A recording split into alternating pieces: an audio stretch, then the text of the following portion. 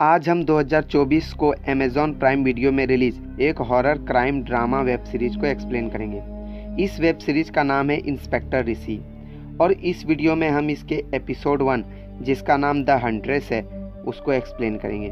तो चलिए सीधे कहानी पर आते हैं। कहानी की शुरुआत वर्तमान समय से 20 साल पहले शुरू होती है, जहाँ थैकनाडु जंगल में बसा एक गाँव दिखाया जाता है जो कोयम्बतूर से 50 किलोमीटर दूर है।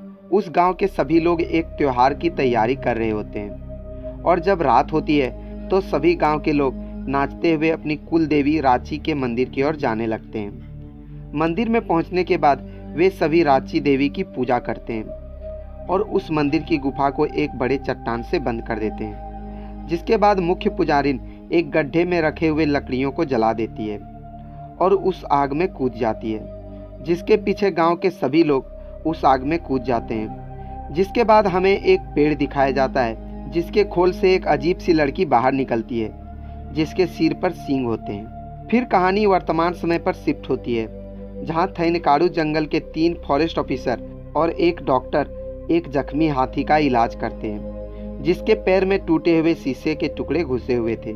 फिर हम एक आदमी को देखते हैं जिसका नाम रॉबर्ट होता है और वह रात को जंगल में भटक रहा होता है और तभी उसके पीछे से वह लड़की बाहर निकलती है जिसके सिर पर सींग थे और वह उस पर हमला कर देती है। अगली सुबह मंगई अपने सीनियर ऑफिसर्स इरफान और सत्या को बताती है कि पास ही में चोरों ने एक पेड़ काटा है। तो तीनों उस पेड़ के पास चले जाते हैं, जहां इरफान उससे कहता है कि तुम जाकर आसपास देख लो कि कोई और पेड़ तो कटा हुआ नहीं है। तो वह आसपास जांच करने के लिए चली जाती है और थोड़ी देर बाद उन्हें चिल्लाकर वहां बुलाती है और जब दोनों वहां जाते हैं तो उन्हें वहां पर रॉबर्ट की लाश एक पेड़ पर लटकी हुई दिखती है, जिसके चारों तरफ मकड़ी का जाला फैला हुआ होता है, जैसे किसी बड़ी मकड़ी ने उसे अपने जाल में फंसा लिया हो। फिर कहानी कुछ दिन आगे बढ़ती है, जहां हम इंस्पेक्टर अयनार को देखते हैं जो अपनी दादी का श्राद्ध पूजन कर रहा होता है और गाँव के लोग बात कर रहे होते हैं कि जब से इसने शादी की है तब से इसके घर में अपशकुन हो रहा है। इसकी बीवी की कुंडली में दोष है, इसलिए शादी होने के 1 महीने बाद ही इसकी दादी गुजर गई। ये सब सुनने के बाद अयनार अपने काम में जाने के लिए तैयार हो जाता है। तभी उसे इंस्पेक्टर चित्रा का कॉल आता है और वह उससे कहती है हमारे पुलिस स्टेशन में सीआई के तौर पर इंस्पेक्टर ऋषि आए हैं, जिन्होंने हम दोनों को रॉबर्ट के क्राइम सीन में बुलाया है। तो दोनों वहाँ चले जाते हैं, जहाँ ऋषि उन दोनों से पूछता है कि क्या तुम दोनों ही उस दिन क्राइम सीन में आए थे। तो वे कहते हैं कि हाँ सर, हम ही उस दिन यहाँ पर आए थे।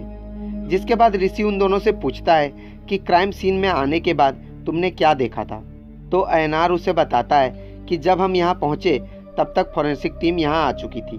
आसपास के लोगों ने बताया कि हो सकता है बहुत सारे स्पाइडर्स ने मिलकर इस जाल को बुना होगा, पर यहाँ सोचने वाली बात यह है कि इतने सारे स्पाइडर्स ने मिलकर भी रॉबर्ट को पेड़ पर कैसे लटकाया होगा, क्योंकि रॉबर्ट के शरीर की जाँच करने पर पता चलता है कि वह खुद से पेड़ पर नहीं चढ़ा होगा, जरूर किसी ने उसे इस पोजीशन पर रखा होगा। फिर चित्रा ऋषि को बताती है कि लाश के आसपास पीले कनेर के फूल बिखरे हुए थे, पर फॉरेस्ट ऑफिसर ने बताया 3 किलोमीटर के रेडियस में कहीं पर भी पीले कनेर के पौधे नहीं हैं और यह फूल बहुत ही पॉइजनस होता है, जिससे कार्डियक अरेस्ट हो सकता है, जो रॉबर्ट के मरने का कारण भी है। जिसके बाद सभी रॉबर्ट के घर जाते हैं, जहाँ मंगई उन्हें बताती है कि रॉबर्ट पिछले 2 महीनों से यहाँ रह रहा था, मगर उससे कोई भी यहाँ मिलने नहीं आया करता था। फिर इरफान ऋषि को बताता है कि शाम 6 बजे के बाद किसी को भी जंगल में जाना मना है, मगर लोकल लोग बिना परमिशन के जंगल में जाते रहते हैं और रॉबर्ट को पता था कि नाइट फोटोग्राफी बैन है, फिर भी वह रात को जंगल में गया था। जिसके बाद ऋषि, अयनार और चित्रा बहुत सारे गाँव वालों से पूछताछ करते हैं, पर उन्हें कुछ भी पता नहीं चलता है। फिर वे तीनों उस होटल में जाते हैं जहां रॉबर्ट खाना खाने जाता था।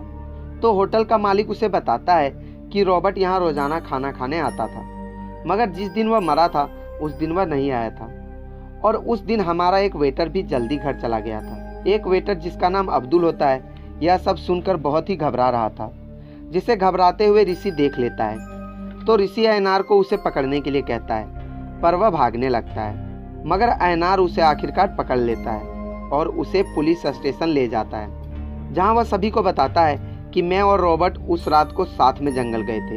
तो अचानक हमने एक अजीब सी आवाज़ सुनी तो रॉबर्ट सर उस आवाज़ के पीछे जंगल के अंदर चले गए और हम दोनों कुछ समय के लिए बिछड़ गए। फिर मैंने वही आवाज़ सुनी और जब मैंने ऊपर देखा तो पेड़ पर कोई और नहीं बल्कि वनराची थी। वो जंगल की आत्मा है जो लाल साड़ी पहनती है और उसके सिर पर सींग होते हैं। उसे देखकर मैं अपनी जान बचाने के लिए वहाँ से भाग गया।